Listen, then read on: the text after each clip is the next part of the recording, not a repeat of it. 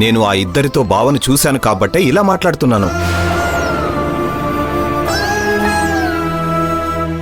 బావ నిన్న వాళ్ళతో మాట్లాడాడు.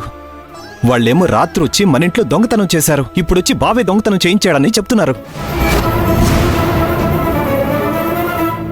వాళ్ళిద్దరినీ తను చూడలేదు, కలవలేదని బావను చెప్పమను. నేనేదో తప్పు చేసినట్టు మాట్లాడతారేంటి?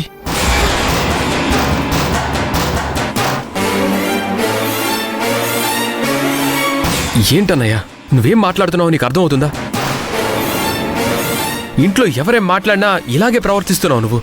వాళ్ళెవరో దారిని పోయే వాళ్ళతో మాట్లాడితే వాళ్ళకి బావకి సంబంధం ఏంటి?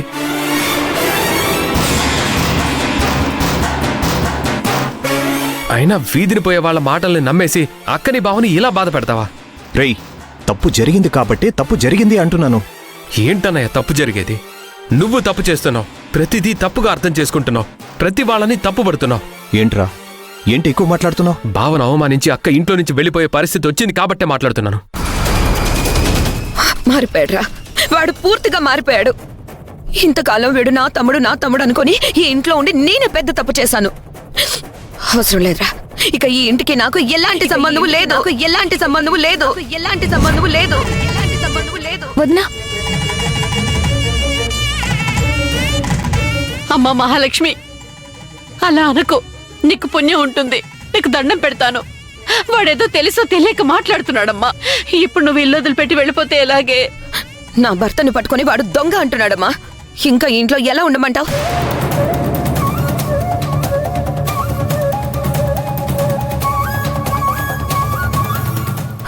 అవసరం లేదు, నాకు ఈ ఇల్లు అవసరం లేదు. ఈ బంధుత్వాలు బంధాలు ఏమీ అవసరం లేదు.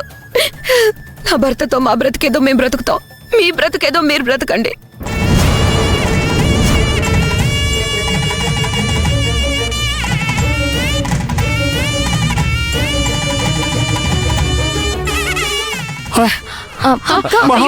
శంకరం,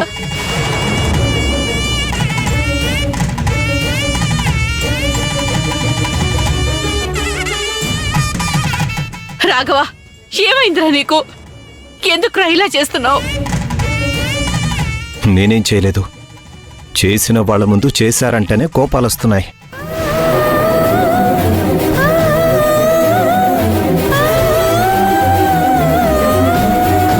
అరే, ఏం దరిద్రం పట్టిందో ఈ ఇంటికి. రోజుకో సమస్య, రోజుకో గొడవ. ఇప్పుడు శంకరం మహాలక్ష్మికి ఏమని సర్ది చెప్పాలి, ఎలా ఆపాలి?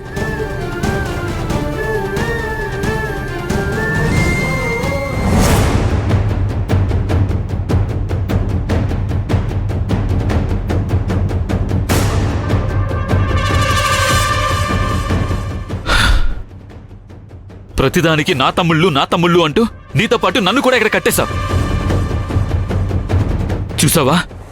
చూసావా ఈరోజు నాకు జరిగిన ఈ అవమానం? నా గురించి తెలియని వాళ్ళు ఎవరో అన్నా కూడా నేను బాధపడేవాడు కాదు. కానీ రాఘవ అన్న మాటలు మాత్రం నేను భరించలేకపోతున్నాను. మా బావ దేవుడు, బావా నీ మాటే వేదమని తిరిగిన వాళ్ళు ఈరోజు నన్ను దొంగ అన్నారు. ఇదమ్మా నిన్ను పెళ్లి చేసుకున్నందుకు నీ కుటుంబం నాకు ఇచ్చిన బహుమతి? ఎందుక వాళ్ళ కోసం నన్ను ప్రేమించావు?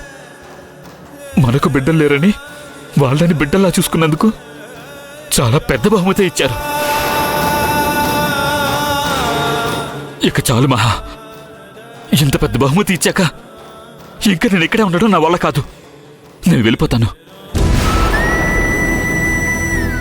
మహా, నేను నిన్ను ఇబ్బంది పెట్టను. నీ తమ్ముడు లేకుండా నువ్వు ఉండలేవు కదా. నన్ను ఇంత మాట అన్న తర్వాత ఎంత అవమానం జరిగాక నేనిక్కడ ఉండలేను. ఇప్పుడు నీకు నీ తమ్ముళ్లే కావాలి అనుకుంటే ఇక్కడే ఉండు, నీ కుటుంబంతోనే ఉండు. అన్నయ్య, ఏంటన్నయ్య మీరు? మిమ్మల్ని ఎవరేమంటారు? అన్నారు కదమ్మా, ఆ మాటకి అర్థం అదే కదా.